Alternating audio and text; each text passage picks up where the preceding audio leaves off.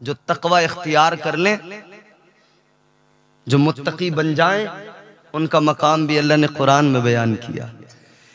परवरदिगार आलम ने फरमाया इन्नल्लाह मअल मुत्तकीन, और एक मकाम पे फरमाया इन्नल्लाह युहिब्बुल मुत्तकीन।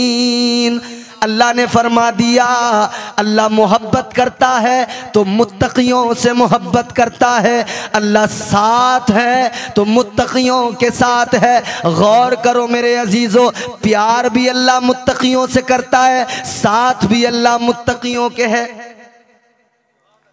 और जरा सा समझाऊं इसको तकवे को, क्योंकि तकवे की मंजिल पे आदमी बगैर तौबा के पहुंचता ही नहीं है।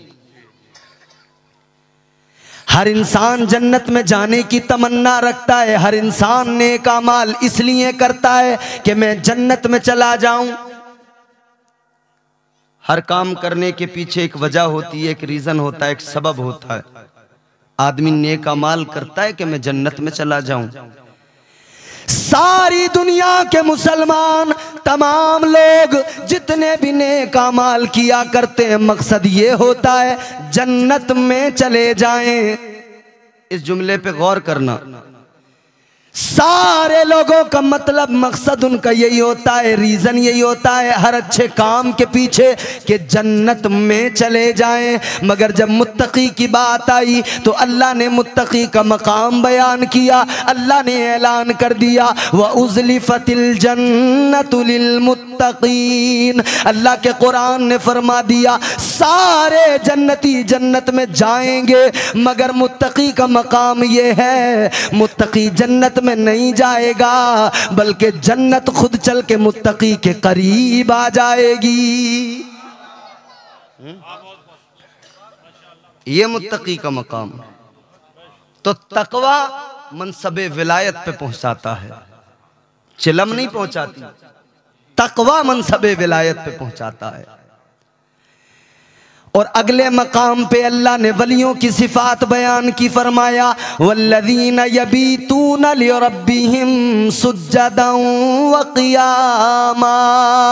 अल्लाह ने ऐलान किया वो लोग जो रातों को जाग कर अल्लाह की बारगाह में सर झुकाते हैं, जो सजदे किया करते हैं, क़याम और सजदों में उनकी रातें गुजरती हैं। अल्लाह तबारक व तआला ने विलायत का मेयार बताया कि वली वो होता है जो रातों को जाग कर अल्लाह की इबादत किया करता है।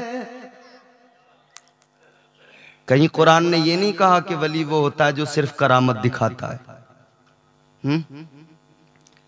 हजरत राबिया बसरी का नाम सुना होगा आपने, सुना है? हमारी बहनें बैठी हैं, सुने तवज्जो से। हजरत राबिया बसरी बड़े पाए की वलिया गुजरी हैं, बड़ी इबादत गुजार थी। हजरत हसन बसरी वो भी बड़े पाए के वली हैं। उन्होंने एक दिन हजरत राबिया बसरी से आके कहा कि राबिया चलो पानी पे मुसल्ला बिछा के नमाज पढ़ते हैं।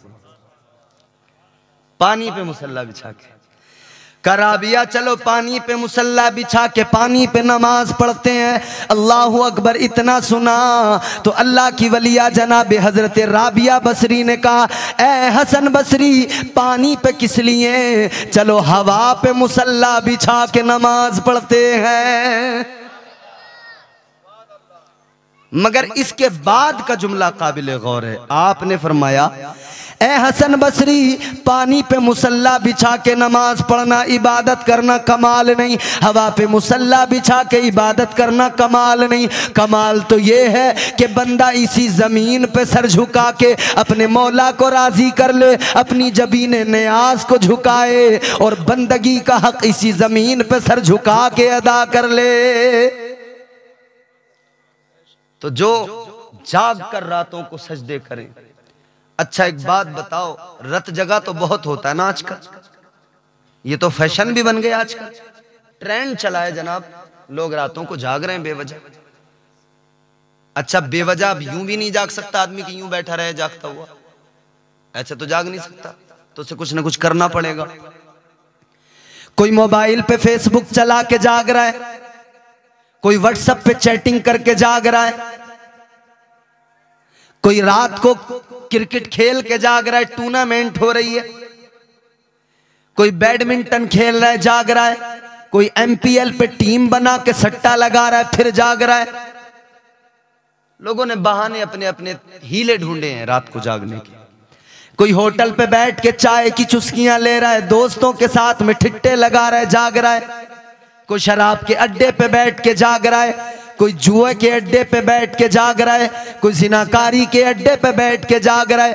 सारी दुनिया पे नजर डाल लो, जागने वाले बहुत हैं और अलग अलग हीले तलाश करके जाग रहे हैं। मगर वो कितने खुशनसीब लोग हैं जो रात को जागते हैं तो किसी हराम काम के लिए नहीं जागते, बल्कि इसलिए जागते हैं कि अल्लाह की रजा हासिल हो जाए, पालने वाला परवरदिगार राजी हो जाए।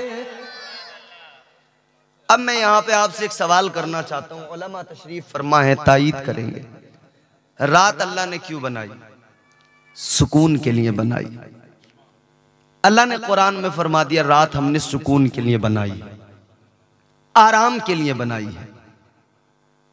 बात समझ रहे हैं आप मेरी? रात अल्लाह ने किस लिए बनाई? जोर से बोलें। सुकून के लिए, आराम के लिए। रात अल्लाह ने आराम के लिए बनाई, बात बिल्कुल दुरुस्त, कुरान का फैसला, इनकार तो कोई कर ही नहीं सकता है।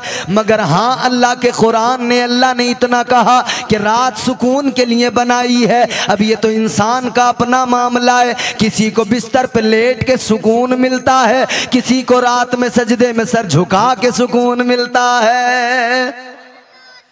कोई बिस्तर पे सो जाए तब उसे आराम मिलता है और कोई अल्लाह की इबादत करे तब उसे आराम मिलता है। ये तो तकदीर का मामला है, ये मुकद्दरों का मामला है। किसको अल्लाह ने क्या दिया ये अल्लाह की तकसीम है। सुकून तलाश करने वालों, अगर सुकून चाहिए तो सुकून बिस्तर पे लेट के सोने से नहीं मिलेगा। तुम्हें सुकून चाहिए तो सुनो कुरान का फैसला। अगर दिल बेकरार है, बेचैन है, अगर सुकून जिंदगी में नहीं है, अगर आराम जिंदगी में नहीं है, सुकून चाहते हो तो चाय के होटल पे आराम दिल को नहीं मिलेगा, चाय के होटल पे सुकून नहीं मिलेगा, शराब के अड्डे पे सुकून नहीं मिलेगा। बल्कि सुनो, अल्लाह के कुरान ने फरमा दिया, अल्लाह का कुरान तो कहता है अला बिज़िक्रिल्लाहि तत्मइन्नुल कुलूब। अल्लाह ने फरमा दिया दिलों को सुकून मिलता है तो अल्लाह के जिक्र से मिला करता है। तो नारे तकबीर, नारे रिसालत, उलमाए अहले सुन्नत, मसलके आला हजरत, जश्न गौसुल वरा, नारे तकबीर, नारे रिसालत। तो दिलों को सुकून अल्लाह के जिक्र से मिलता है, अल्लाह की इबादत से मिलता है। मगर जब नफ्स इंसान को दूसरे रास्तों पे ले जाए, दूसरे रास्तों पर, दूसरे ट्रैक पर ले जाके खड़ा कर दे, तो फिर उसकी जिंदगी में सिर्फ बेकरारी होती है, सिर्फ इस्तिराब होता है। सुकून तलाश करने वालों को हमने देखा है पार्टियां कर रहे हैं कि सुकून मिले दिल को। कभी तन्हाई में जा रहे हैं कहीं कि फार्म हाउस पे जा रहे हैं, वहां सुकून मिलेगा, रेस्ट करेंगे।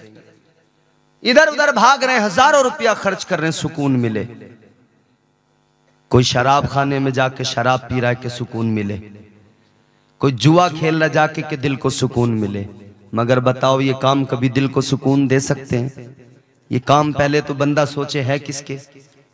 मैं कुरान सुनाऊं आपको, ये काम किसके हैं?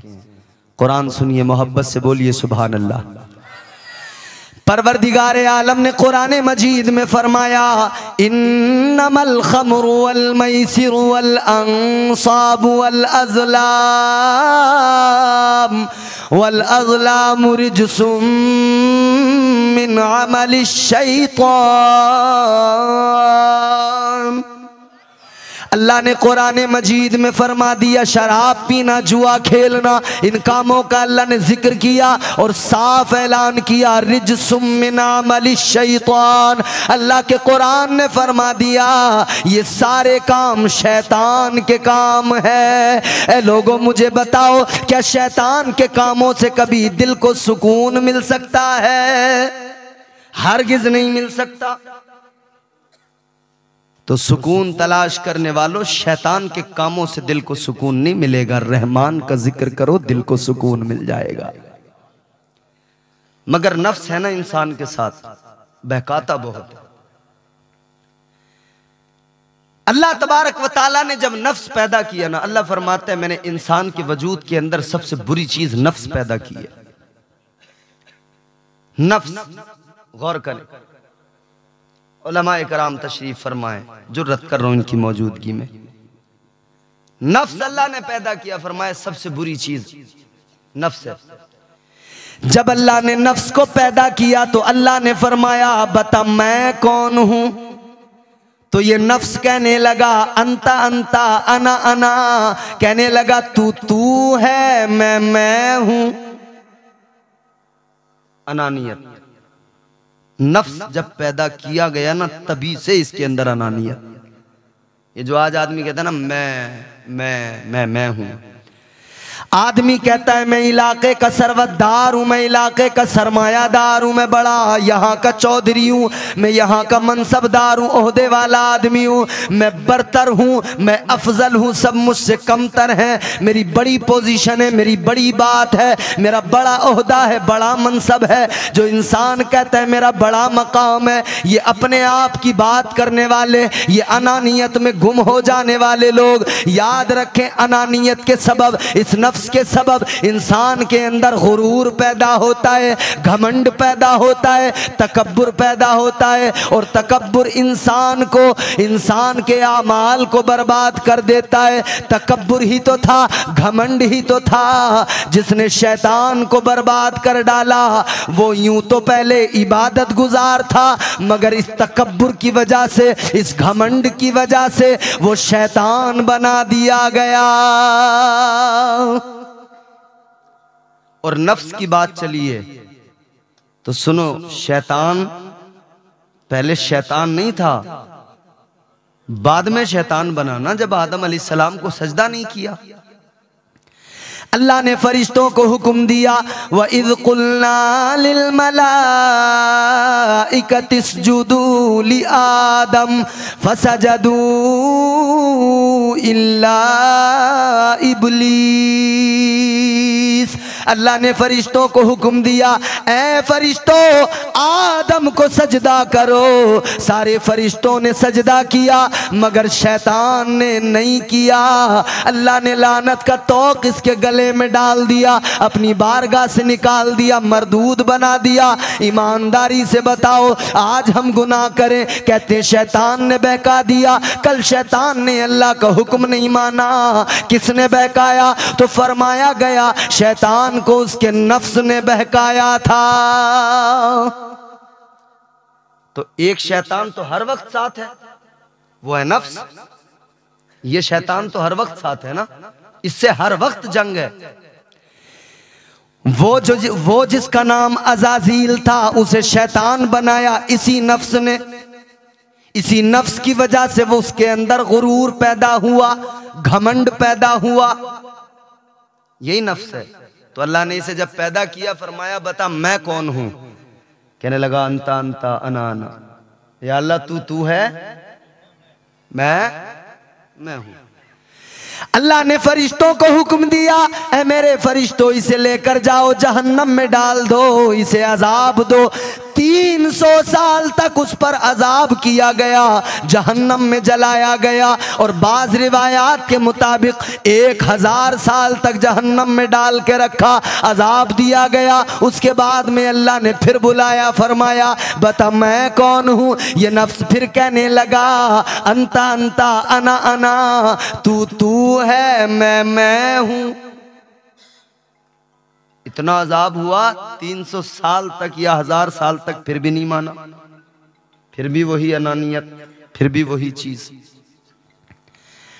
ऐ मेरे अजीज़ो गौर करो। उसके बाद में फिर अल्लाह ने फरिश्तों को हुक्म दे दिया, परवरदिगार आलम ने फरमा दिया फिर इसे ले जाकर डाल दो दोज़ख में, फिर जहन्नम में डाल दो, अजाब दो। फिर ले जाकर डाल दिया गया, फिर इतना ही अजाब दिया गया, 300 साल या 1000 साल तक जहन्नम में रखा गया। फिर लाया गया अल्लाह की बारगाह में। अल्लाह ने फिर इस नफ्स से फरमाया बता मैं कौन हूँ। फिर इसने यही जवाब दिया तू है, मैं हूं।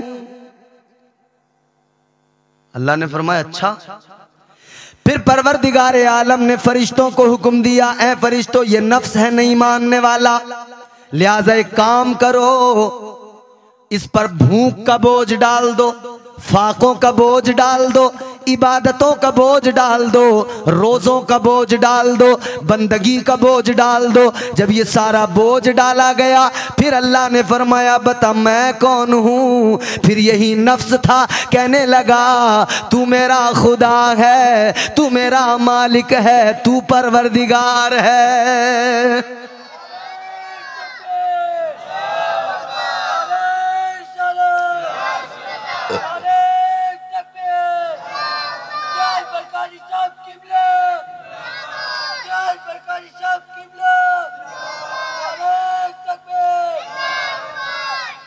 तो यह है नफ्स। तो ये बात तो समझ में आ गई कि नफ्स पर जब तक भूख का बोझ न डाला जाए, जब तक इस पर रोज़ों का बोझ न डाला जाए, जब तक इबादतों का बोझ न डाला जाए, ये तब तक काबू में नहीं आता। अल्लाह ने इबादत और रियाजत का हुक्म बंदों को दिया और औलिया कराम ने इसीलिए तो अपने नफ्स को मार दिया। कैसे मारा? रोजे रख रख के, फाके कर कर के मार दिया। बुजुर्गों ने, अल्लाह के वलियों ने इसीलिए नफ्स को मारा। कैसे मारा? नफ्स कहता था आज रात सोएंगे, मजे से आराम करेंगे, और अल्लाह वाले एक पैर पे खड़े हो के पूरा कुरान पढ़ दिया करते थे। नफ्स कहता था आज रात कुछ नहीं करना है, मजे से सोना है। लेकिन अल्लाह वालों की शान देखो, खुद सरकार गौसे आजम का मकाम देखो। सारी रात आप अल्लाह की इबादत में गुजार दिया करते थे, सारी रात बंदगी में गुजार दिया करते थे। सरकार गौसे आजम रज़ी अल्लाह तआला अन्हु फरमाते हैं 15 साल तक मैंने हर रोज रात को एक पैर पे खड़े होकर, सारी रात में हर रोज हर रात एक पैर पे खड़े हो कर अल्लाह के मुकम्मल कलाम की यानी कुरान मजीद की तिलावत की, और हर रात एक कुरान मजीद मुकम्मल किया है। ऐसे नफ्स कंट्रोल में आता है, काबू में। मगर नहीं, यहां तो नफ्स पूरी तरह से हावी है। हमारे हजरत ने बड़ी अच्छी इस्लाही बातें की, मौलाना अलीमुद्दीन साहब क़िबला ने। आदमी क्यों नहीं करता? क्योंकि नफ्स उसके कंट्रोल में नहीं है। नफ्स की कई किस्में हैं। नफ्स अम्मारा है जो हर काफिर के पास भी है, हर मोमिन के पास भी है। ये हमेशा बुराइयों की तरफ उकसाता है। फिर अगली मंजिल नफ्स की नफ्स लव्वामा होती है, फिर मुल्हिमा होती है। फिर एक मंजिल वो आती है जब नफ्स मुतमइन्ना कहलाता है। फिर इंसान को कभी गुनाहों की तरफ नहीं लेके जाता, हमेशा नेकियों की राह दिखाता है। आज जुआ खेलने वाले, शराब पीने वाले, बदकारियां करने वाले, नाच गाने करने वाले, शादियों में डीजे बजाने वाले नफ्स का भी शिकार हैं और शैतान का भी शिकार है। वह शैतान भी बहकाता, उसने भी अल्लाह से वादा कर लिया था। शैतान ने भी अल्लाह की बारगाह में वादा कर लिया था। मगर देखो देखो मेरे अजीजों, जब अल्लाह ने शैतान को निकाला था, जब अल्लाह ने मरदूद किया था, कहा था निकल जा, तो यह हजरत आदम को पलट पलट के देखता था, घूर घूर के देखता था। अल्लाह तबारक व तआला ने फरमाया ऐ शैतान मेरे आदम को ऐसे क्यों पलट पलट के देखता है? कहने लगा ये आदम ही तो है जिसकी वजह से मैं मरदूद हो गया, ये आदम ही तो है जिसकी वजह से मेरी इबादतें चली गई, मेरी सारी नमाजें सजदे चले गए। अल्लाह तबारक व ताला ने फरमाया क्या कहना चाहता है? कहने लगा या अल्लाह आदम से दुश्मनी हो गई, आदमियत से दुश्मनी हो गई, सारे इंसानों से दुश्मनी है। कहने लगा अल्लाह तेरी बारगाह में एक मारूजा है। अल्लाह ने फरमाया क्या है? कहने लगा या अल्लाह गुजारिश इतनी सी है, ए मेरे मौला, ए मेरे परवरदिगार, मैं तुझसे इतना कहना चाहता हूँ या अल्लाह तू मेरी उम्र को तवील कर दे, उम्र लंबी कर दे। क्या कहा शैतान ने? या अल्लाह तू मेरी उम्र, जोर से बोलो। अच्छा इसलिए नहीं बुलवा रहा कि मुझे कोई आपसे बुलवाने में मजा आ रहा है, नहीं, इसलिए बुलवा रहा हूं कि आप बोलते रहें तो आपको बात पूरी तरह समझ में भी आती रहे और आपके हर बात दिमाग में घर कर जाए। बरगे हिना पे लिखता हूँ मैं दर्द दिल की बात, शायद के रफ्ता रफ्ता लगे दिल रुबा के हाथ। अंदाज़े बयां गर्चे बहुत शौक नहीं है, शायद के तेरे दिल में उतर जाए मेरी बात। शैतान कहने लगा या अल्लाह मेरी उम्र को तवील कर दे, लंबी कर दे। अल्लाह ने फरमाया जा तेरी उम्र को लंबा किया जा रहा है, तवील किया जा रहा है। अल्लाह ने फरमा दिया जब तक हजरत इज़राइल अलैहिस्सलाम, हजरत मीकाईल अलैहिस्सलाम जो सूर फूकेंगे, अल्लाह ने फरमाया जब कयामत का पहला सूर फूका जाएगा तब तक की तुझे उम्र दी जाती है। कितनी उम्र दी शैतान को? कयामत का पहला सूर जब तक फूका जाएगा उम्र दे दी अल्लाह ने। अब ये शैतान आते आते कहने लगा या अल्लाह मैं तेरे बंदों को बहकाऊंगा। अल्लाह के कुरान ने बताया सुनो इसने क्या कहा, इसने ऐसे नहीं कहा, कसम उठाई। कहने लगा क़ाल फ़बिइज़्ज़तिका लअग़वियन्नहुम अजमईन। कहने लगा या अल्लाह तेरी इज्जत की कसम है, तेरे बंदों को बहकाता रहूँगा, तेरे बंदों को गुनाहों की दावत देता रहूँगा, नेकियों के रास्तों से हटाता रहूँगा, बुराइयों के रास्तों पे डालता रहूँगा। अल्लाह ने फरमाया जा तू आजमा ले, जा तू पूरी कोशिशें कर ले। अल्लाह ने फरमा दिया कुछ मेरे बंदे ऐसे होंगे तू लाख कोशिशें कर लेना मगर तेरे बहकावे में नहीं आएंगे, तू उन्हें बहका नहीं सकता है। लेकिन हाँ कुछ बंदे ऐसे होंगे जो बहक जाएंगे, तू बहकाएगा वो गुनाह भी कर लेंगे। मगर अल्लाह ने फरमा दिया सुन ले मैं अपने उन बंदों के लिए तौबा का दरवाज़ा खोल दूंगा। वो गुनाह तो कर लेंगे मगर जब नादिम होंगे और तौबा करेंगे, दो आंसू लेकर मेरी बारगाह में आएंगे, मैं उन्हें अपनी रहमत की आगोश में ले लूंगा और उनके सारे गुनाहों को मुआफ कर दूंगा। तो अल्लाह ने तो उसी वक्त शैतान से कह दिया था कि मैं अपने गुनाहगार बंदों को मुआफ कर दूंगा। बंदा रब की बारगाह में आए तो सही, अल्लाह की रहमतें तो बुला रही हैं। परवरदिगार तो बड़ा करीम है, उसकी रहमतें बुला रही हैं, बंदा आए तो सही। अल्लाह ने तो फरमा दिया या अय्युहल इंसानु मा गर्रका बिरब्बिकल करीम। अल्लाह ने फरमाया ओ गाफिल इंसान, इधर उधर भटकने की जरूरत नहीं है, गुनाह हो गए कोई बात नहीं, दो नदामत के आंसू लेके आ जा, फिर तू आकर देखेगा तेरा रब कितना करीम है, वो मुआफ करने वाला है नहीं रब करीम? है नहीं करीम? बोलो। एक बुजुर्ग की बारगाह में कोई इंसान था तो उससे कहा कि एक बात बता, अगर मैदान महशर में तेरी मां पे तेरे फैसले को अल्लाह छोड़ दे, सुन रहे ना आप लोग तवज्जो से? फरमाया कि एक बात बता कि अगर मैदान महशर में तेरा फैसला तेरी मां पर छोड़ दिया जाए, कि तेरी मां को इख्तियार दे दिया जाए, वो चाहे तो तुझे जन्नत में भेज दे, वो चाहे तो तुझे दोज़ख में भेज दे, तो बता तेरी मां क्या करेगी? कहने लगा हजरत माँ तो माँ होती है, बड़ी मोहब्बत करती है, बड़ा प्यार करती है, माँ कब चाहेगी कि बेटा जहन्नम में जाए, माँ कब चाहेगी कि बेटा जहन्नम में जले, उस पर अजाब हो। कहा हज़रत अगर माँ को मेरी इख्तियार दिया अल्लाह ने और माँ पे फैसला छोड़ा, अगर अल्लाह ने माँ को हुक्म दे दिया कि तू इसे भेज जहाँ भेजना है, जन्नत में या दोज़ख में, तो कहा हज़रत माँ तो हर हाल में जन्नत में ही भेजेगी, हर हाल में जन्नत में ही भेजेगी। तो उन बुजुर्ग ने फरमाया नादान, अब तू खुद सोच ज़रा, तेरी माँ है, तुझे अपनी माँ पे इतना भरोसा है, इतना यकीन एतमाद है, तू कहता है माँ की मोहब्बत ही ऐसी है, माँ मुझे जन्नत में भेजेगी। उस रब की रहमत पे भरोसा क्यों नहीं करता जो वो रब 70 माओं से ज्यादा मोहब्बत करता है। ये एक माँ अगर इस पे फैसला छोड़ा जाए तो तुझे यकीन है कि ये माँ मुझे जन्नत में भेजेगी।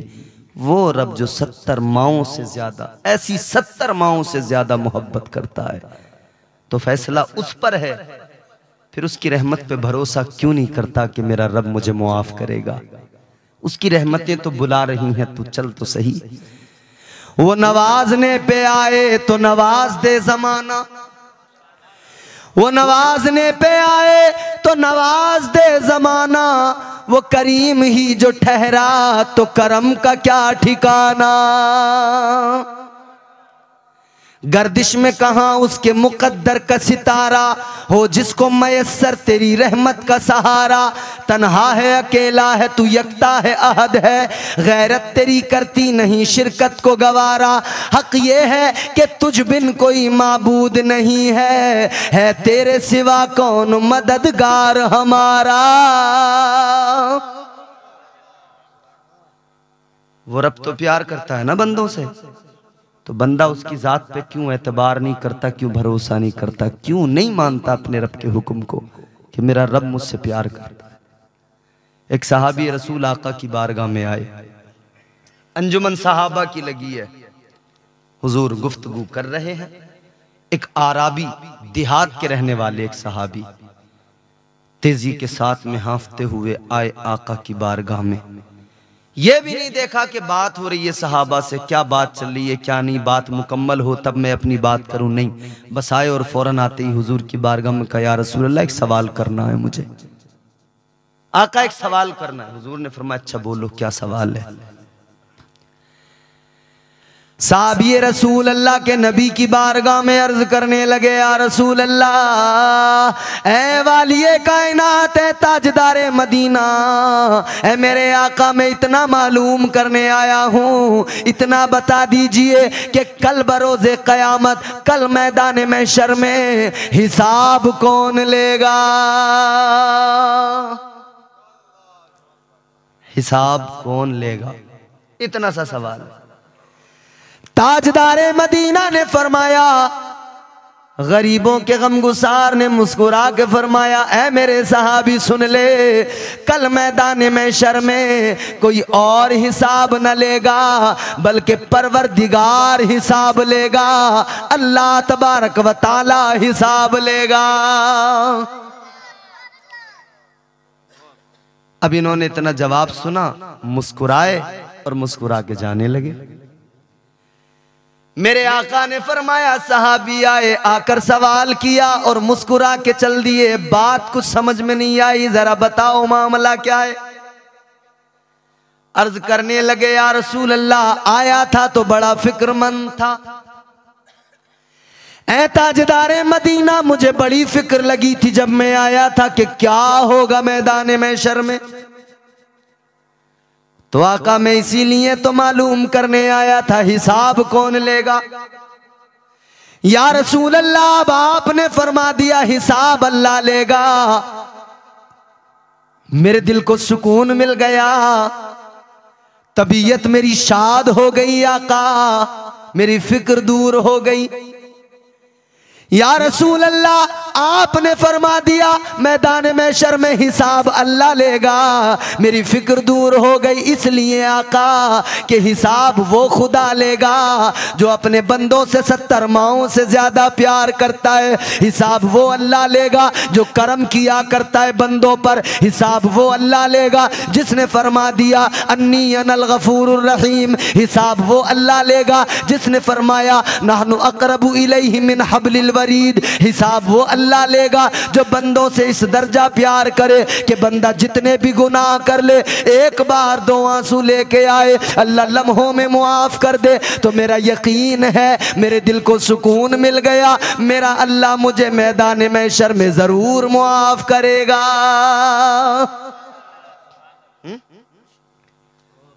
तो बंदा अल्लाह की जात पे भरोसा तो रखे, तवक्कुल अलल्लाह। हुजूर की एक हदीस सुनो, मेरे आका ने फरमाया ईमान 2 चीजों के दरमियान है। ईमान 2 चीजों के दरमियान। मेरे आका ने फरमाया पहली चीज है अल्लाह का खौफ दिल के अंदर हो, खौफ खुदा, इत्तकुल्लाह, जिसकी बार बार कुरान में तरगीब दी गई। अल्लाह का खौफ बंदा तौबा करता रहे। अच्छा, तौबा वही तो नहीं करता जो निडर होता है, वही तो गुनाहों से दूर नहीं रह पाता जो निडर होता है। उससे कोई परवाह नहीं होती, वो कहता जो होगा देखा जाएगा, यार मरेंगे तब का तब देखेंगे, आज का आज देखते हैं। भाई बाज लोगों का ये होता है कि नहीं, वो कहते हैं जी जब होगा जो होगा देखा जाएगा, मौत के वक्त पे जो होगा मरेंगे तब देखेंगे। मौत को बड़ा हल्का समझ लिया लोगों ने, बड़ा हल्का। जानते हो मौत कितनी सख्त है, बात से बात निकलती है। 2 बातें यहां पे बता के आगे बढ़ूंगा। आज हमने मरने को बड़ा आसान समझ लिया, हम समझते हैं कि मौत बड़ी आसान है। याद रखना मेरे अजीजों, आज हम अपनी आंखों से देखते हैं एक शख्स बीमार है, आखिरी सांसें ले रहा है, उसके मुंह में पानी चम्मच से यूं डाला जा रहा है। 1 चम्मच पानी डाला, उस बीमार आदमी ने वो 1 चम्मच पानी निगल लिया, दूसरा चम्मच पानी लेके लबों के करीब तक आए, पता लगा जिस्म से जान निकल चुकी है। दूसरा चम्मच डाल ही न सके पानी का। इमाम साहब क़िबला मौलाना ज़हीर साहब तशरीफ फरमाए, अक्सर बुलाया जाता होगा तस्कीन के लिए, सूरह यासीन वगैरह पढ़ने के लिए, ये उलमा जाते रहते हैं। क्या होता है, 1 चम्मच पानी हल्क में डाला, हल्क से उतर गया, दूसरा डालने वाले थे जिस्म से जान निकल गई। हमने समझा यार 2 सेकंड लगते हैं मरने में, हद है 5 सेकंड, 10 सेकंड, 1 मिनट, इतनी देर में मर गए, कोई मसला ही नहीं है, बड़ा आसान है मरना। सुनो मैं बताता हूं, मेरी तरफ देखो मेरे भाई, मेरी तरफ देखो।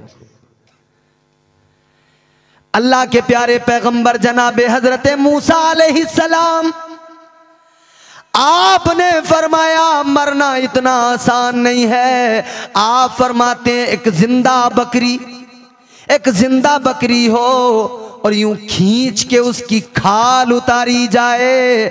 आप फरमाते हैं जब यूं खींच के जिंदा बकरी की खाल उतारी जाए, जितनी तकलीफ उस बकरी को होती है उससे भी कहीं ज्यादा मौत के वक्त में मरने वाले को तकलीफ होती है।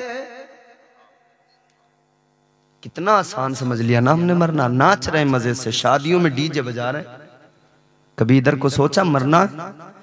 काला जिब्रील अलैहिस्सलाम या मोहम्मद सल्लल्लाहु अलैहि वसल्लम इश्मा शिता फ़इन्नका मय्यितुम व अहबिम मन शिता फ़इन्नका मफ़ारिक़ुहु व अमल मा शिता फ़इन्नका मज्ज़ियुम बि। अल्लाह के नबी की बारगाह में ताइरे सिदरा अदब का मुरक्का बन के आए, जिब्राइल अमीन आए, आकर अर्ज करने लगे या रसूल अल्लाह, अपनी उम्मत को बता दीजिए अल्लाह ने जिंदगी अता की है, जो सांसें अता की हैं, चाहे जैसे जिंदगी गुजारे, मगर इतना याद रखें एक दिन मरना जरूर है। कोई नहीं बचा सकता मरने से। और फरमाने लगे, कहने लगे या रसूल अल्लाह, जैसा अमल दुनिया में किया होगा वहां योमे हिसाब वैसा ही मामला होगा। अच्छे अमाल तो अच्छी जजा, अमाल अच्छे नहीं तो फिर वही सजा। तो मौत के वक्त में तकलीफ ये है मेरे भाई, हजरत मूसा अलैहिस्सलाम ने अल्लाह की बारगाह में अर्ज किया, मौला इतना बता कि मौत के वक्त में मरने वाले को तकलीफ कितनी होती है। अल्लाह ने फरमाया कैसे समझना चाहते हो? अर्ज करने लगे मौला मिसाल से समझा दे। अल्लाह तबारक व तआला ने फरमाया, ए मूसा एक परिंदा लेके आओ, हांडी के अंदर रख दो, नीचे से आग लगा दो, ऊपर से परिंदा हांडी में रखकर उसका ढक्कन बंद कर दो। अब हांडी ऊपर है, नीचे आग रोशन है, इधर आग रोशन है। अब उस परिंदे की हालत क्या होती है? न उसे मरने दिया जा रहा है, न उसे जीने दिया जा रहा है। उसकी तकलीफ क्या होती है? अल्लाह ने फरमाया, ए मूसा, जो तकलीफ उस परिंदे को उस वक्त में होती है उससे कहीं ज्यादा मौत के वक्त में मरने वाले को तकलीफ होती है। समझ रहे हैं भाई? यह है तकलीफ मौत के वक्त की, बड़ा सख्त मरहला है।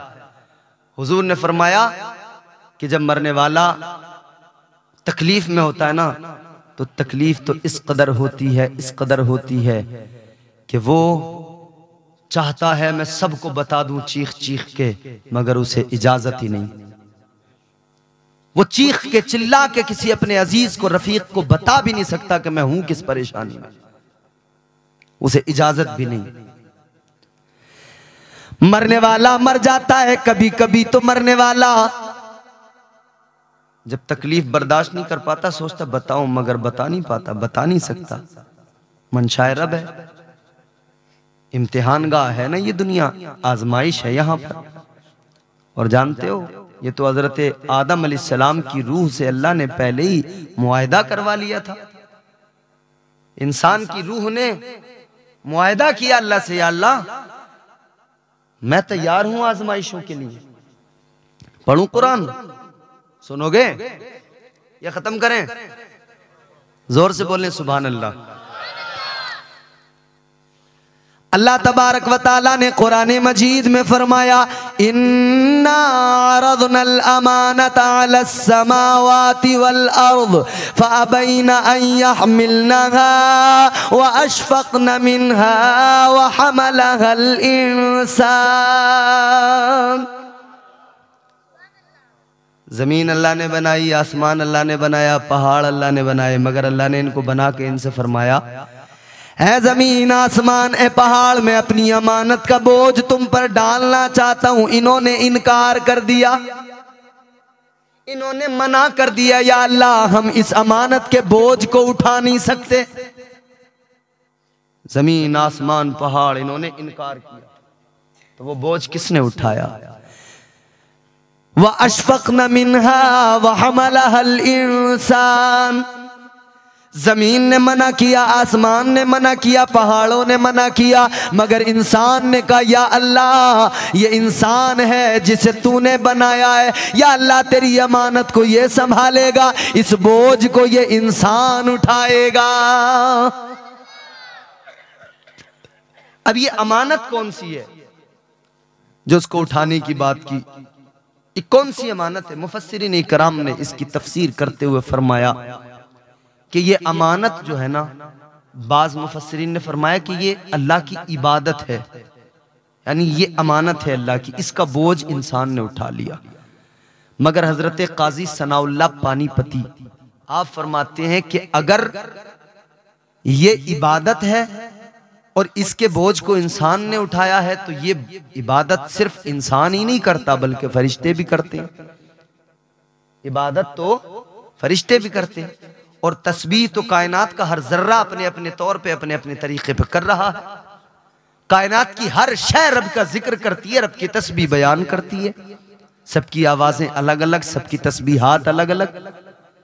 तो आपने फरमाया कि ये जो अमानत है ना अल्लाह की, ये इबादत नहीं है, ये अमानत का बोझ इबादत नहीं, ये कुछ और है। तो हज़रत काजी सनाउल्लाह फरमाते हैं कि ये जो अल्लाह की अमानत का बोझ है, ये दर हकीकत ये इश्क़ इलाही की अमानत का बोझ है। ये इश्क़ हकीकी अल्लाह के इश्क़ की अमानत का बोझ है जो इंसान ने उठाया।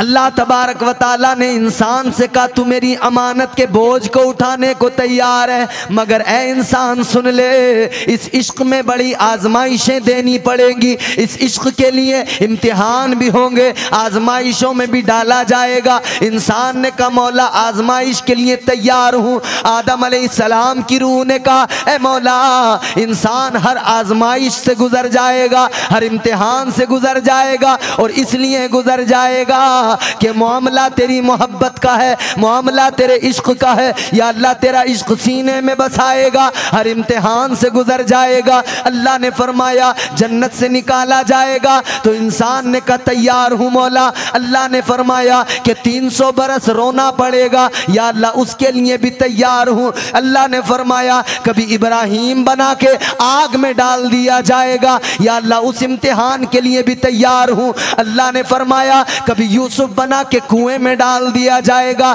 या अल्लाह उस इम्तिहान के लिए भी तैयार हूँ। अल्लाह ने फरमाया कभी बाप बना के बेटे की गर्दन पे छुरी रखवाई जाएगी, या अल्लाह उस इम्तिहान के लिए भी तैयार हूँ। अल्लाह ने फरमाया कभी कुएं से निकाल के खोटे सिक्कों में बिकवा दिया जाएगा, ये भी इम्तिहान होगा, या अल्लाह इस इम्तिहान के लिए भी तैयार हूँ। अल्लाह ने फरमाया ये भी आजमाइश होगी कि फिर मिस्र में ले जाके बेचा जाएगा, या अल्लाह इसके लिए भी तैयार हूँ। अल्लाह ने फरमाया फिर ये भी इम्तिहान होगा कि मछली के पेट में 40 दिन रहना पड़ेगा, या अल्लाह इसके लिए भी तैयार हूँ। अल्लाह ने फरमाया इम्तिहान आगे बढ़ेगा, ये भी इम्तिहान होगा कि कभी तुम्हें आखिरी पैगंबर बना के जब इंसानी लिबादे में, इंसानी शक्ल सूरत में, इंसानी लबादे में जब आखिरी पैगंबर बना के भेजा जाएगा, तो ताइफ में पत्थर भी खाने पड़ेंगे। या अल्लाह ये भी आजमाइश के लिए तैयार है, इस इम्तिहान के लिए भी तैयार है। अल्लाह ने फरमाया